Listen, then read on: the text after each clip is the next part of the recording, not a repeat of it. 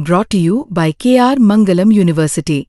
We provide you the platform to turn your dreams into reality. Give wings to your aspirations with KR Mangalam University. को कैसा महसूस लग रहा है कि अभी तक सोनम जी का कुछ अता पता नहीं चल रहा है?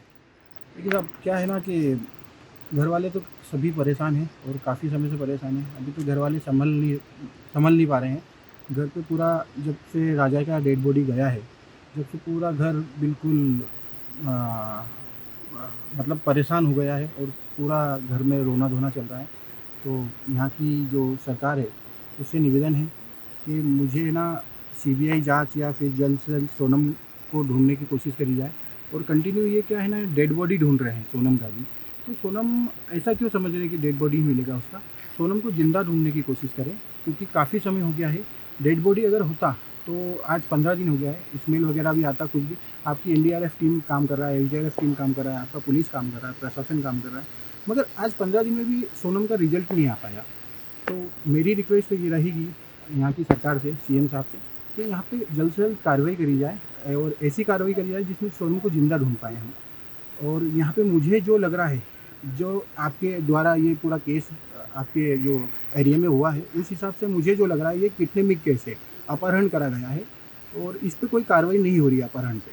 तो मेरी रिक्वेस्ट यही रहेगी कि अपहरण को देखते हुए ये कार्रवाई करें आप। तो सुना आपने, ये हैं सोनम रघुवंशी के भाई गोविंद, जो साफ तौर पर कह रहे हैं कि उनकी बहन की डेड बॉडी नहीं मिली है और इसलिए नहीं मिली है कि अगर मिलनी होती तो अब तक मिल जाती, बदबू आना शुरू हो जाता जंगलों से। साफ तौर पर उनका कहना है कि उनकी बहन को किडनैप कर लिया गया है, उन्हें उठाकर एक जगह से दूसरी जगह लेके गया है और उनके पति को मौत के घाट उतारा गया है, बिल्कुल फुल प्रूफ प्लानिंग के तहत। अब इसके मद्देनजर कई सारी बातें सामने आ रही हैं। जो पति हैं, जो राजा रघुवंशी हैं, उनके भाई का तो साफ तौर पर कहना है कि भाई को मौत के घाट उतारकर बीवी को बांग्लादेश ले जाया गया है। अब ऐसी चीजें क्यों कही जा रही हैं बताएंगे इस वीडियो के जरिए, लेकिन ध्यान रखिए जो मेघालय की जो जनसंख्या है वो है लगभग 35 लाख, जिसमें जो पुरुष हैं वो लगभग 17 लाख हैं और इतने ही तादाद में महिलाएं भी हैं। और देश की रैंकिंग के हिसाब से बात करें तो जनसंख्या के मामले में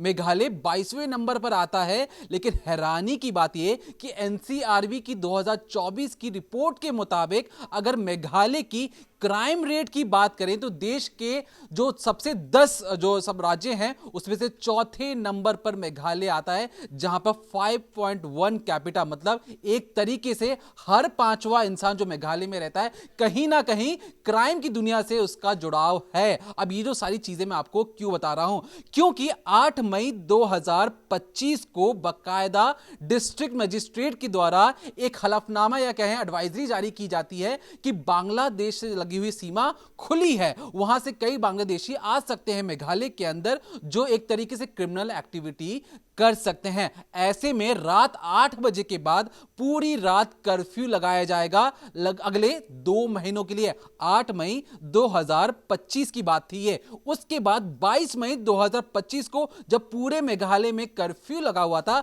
तब ये दंपत्ति मेघालय के उस इलाके में जाता है जिस इलाके में पिछले 2 हफ्ते पहले से ही कर्फ्यू लगा दिया गया था, और यह कहते हुए कि बांग्लादेशी किसी भी तरीके से अंदर आ सकते हैं, बदमाश वाले तत्व अंदर घूम सकते हैं, वो लाठी डंडों से नुकसान पहुंचा सकते हैं, और इसलिए नाइट कर्फ्यू लगाया जा रहा है। अब ऐसे में जिस तरीके से राजा रघुवंशी की जो लाश है वो खाई की नीचे मिलती है, नए दाव से कहा गया कि उनकी बॉडी को काटने की कोशिश की गई, एक ऐसा दाव जिसे साफ तौर पर ना झाड़ियां काटी गई ना पेड़ काटा गया, सिर्फ और सिर्फ राजा रघुवंशी की बॉडी को काटने के लिए उस हथियार का इस्तेमाल किया गया था। तब से लेकर अब तक बीवी की कोई जानकारी सामने नहीं आई है, लेकिन एक खबर सामने ये भी आई है कि एक जैकेट मिला है। इस जैकेट पे खून के धब्बे और तमाम कुछ धब्बे लगे हुए हैं, जो फॉरेंसिक जांच का विषय जरूर है। लेकिन इस पर ध्यान देने वाली बात क्या है, क्योंकि देखिए जो राजा रघुवंशी ने जो जैकेट पहना था और ये जो जैकेट मिला है, इन दोनों जैकेट का रंग और सब कुछ एक है,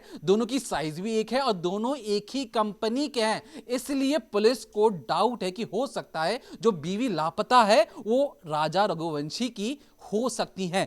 बार बार हम कह रहे हैं हो सकती है, क्योंकि अब तक जो फॉरेंसिक जांच है उसमें किसी भी तरह से पुष्टि नहीं की गई है कि यह जैकेट सोनम रघुवंशी की हैं। लेकिन यहां पर जो अंदर की जो बात आपको समझनी चाहिए कि जो बार बार यह कहा जा रहा है कि जो स्मगलर्स हैं, जो स्मगलर्स मेघालय के रास्ते बांग्लादेशियों को भारत के अंदरूनी इलाके में लेके जाते हैं, 10 से 20 हजार रुपए में ये स्मगलर्स औरतों को, बच्चों को भारत के अंदरूनी इलाके में लेके जाते हैं। अगर किसी बांग्लादेशी को मुंबई जाना है तो उसका जो रेट है वो लगभग 30 से 35 हजार रुपए हो जाता है। अगर किसी महिला को स्मगल करके जीबी रोड जैसे इलाके में लेके जाना है तो उसका रेट 25 हजार रुपए होता है। भारत की सीमा में दाखिल होने के लिए मेघालय के रास्ते उसका जो रेट है वो रखा गया है 10 से 15 हजार रुपए। नदी के रास्ते आते हैं, नदी के रास्ते आने के बाद गाड़ियों में ये ठूस ठूस के भरे जाते हैं, फिर मेघालय के रास्ते नॉर्थ ईस्ट से होते हुए इन्हें दिल्ली, बंगाल या कहीं मुंबई जैसे इलाकों में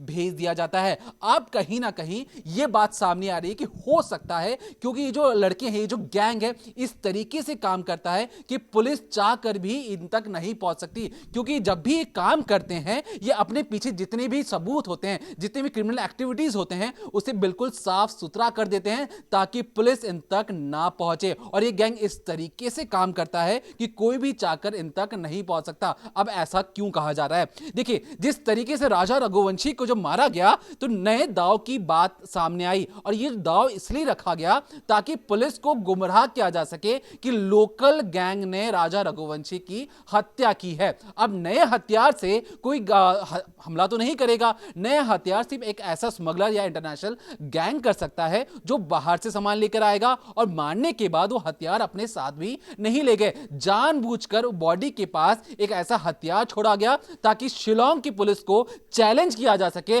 मध्य प्रदेश की पुलिस को चैलेंज किया जा सके, देखो हमने तो हत्या कर दी, अगर आपको रोकना है तो रोक के दिखा दो, हमें पकड़ना है तो पकड़ के दिखा दो, क्योंकि जो बीवी है वो कहीं भी नहीं मिल रही है। ऐसे में जो मौसम है उस इलाके का वो भी साथ नहीं दे रहा है। लेकिन ये जो सारी जो चीजें हैं, छन छन के जो खबरें सामने आ रही हैं, वो कहीं ना कहीं बहुत सारी चीजें बताती हैं। क्योंकि हाल ही में जो मेघालय पुलिस है उसने अपनी एक रिपोर्ट बनाई थी 2023 में, जिसमें साफ तौर पे कहा गया था कि 52 ऐसे केसेस आए थे जहां पर किडनैपिंग औरतों की हुई थी। उसमें 32 ऐसे मामले थे जो सिर्फ और सिर्फ जबरदस्ती शादी करवाने के नाम पर उनकी किडनैपिंग हुई थी। और यहां तक की जो बात तो सामने आई, इसके बाद जब आगे हम पढ़ रहे थे तो हमें पता लगा कि जो बच्चे हैं, जो नाबालिग हैं, उनको शादी के नाम पर, जो छोटे छोटे बच्चे हैं, ह्यूमन ट्रैफिकिंग के नाम पर कई बच्चों को किडनैप किया जाता है और एक जगह से दूसरी जगह पर लेके जाया जाता है। अब ऐसा क्यों? क्योंकि जो सरकारी दस्तावेज है जिसमें डिस्ट्रिक्ट मजिस्ट्रेट कहते हैं कि जो मेघालय और बांग्लादेश की जो सीमा है उसमें कई जगह तारबंदी नहीं है, और इस वजह से जो इलीगल माइग्रेंट्स हैं, जो स्मगलर्स हैं, वो अक्सर पहाड़ी रास्तों के जरिए यहां पर घुस आते हैं और यहां पर क्रिमिनल एक्टिविटीज करते हैं। ऐसे में इस पर जब तक रोक नहीं लगती है तो नाइट कर्फ्यू लगाया जा रहा है। अब जब भाई आकर जब पूरी कहानी पूरी दुनिया को बता रहे हैं कि देखिए अगर मेरी बहन की बॉडी मिलनी होती तो अब तक मिल जाती, यहां पे साफ तौर पर किडनैपिंग का मामला है, ये राज्य की पुलिस के मामले के बाहर है। यहां पे सिर्फ और सिर्फ सीबीआई को सामने आकर इस केस को सुलझाना चाहिए। तो अब तक जो भी नए अपडेट्स हमने अब तक पहुंचाने की कोशिश की, तब तक देखते रहिए क्राइम तक।